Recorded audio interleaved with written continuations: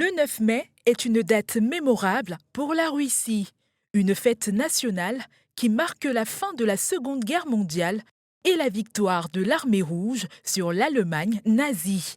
Une commémoration dont l'enjeu s'inscrit dans une perspective symbolique sur la scène internationale avec l'opération militaire spéciale de la Russie en Ukraine.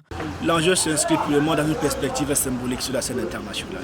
Au regard de la reconfiguration et de ce qui se joue et se déjoue, ce qui se construit et se déconstruit sur la scène internationale, l'environnement international tel qu'il se donne à voir dans le vent en poupe à la Russie. Côté militarisation, la Russie se positionne dans une phase offensive et démontre sa puissance au niveau international à travers son armement et ses troupes militaires. Au regard de son armement, la preuve, le déploiement militaire, sa capacité à faire une démonstration aérienne, terrestre et maritime démontre à suffisance que la Russie, quoi qu'on dise, est une véritable puissance internationale.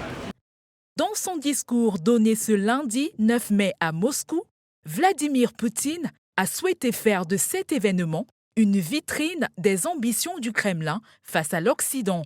Depuis le début de la crise ukrainienne, Moscou a toujours rejeté la responsabilité de la guerre sur les Occidentaux, estimant que l'OTAN menaçait les intérêts russes.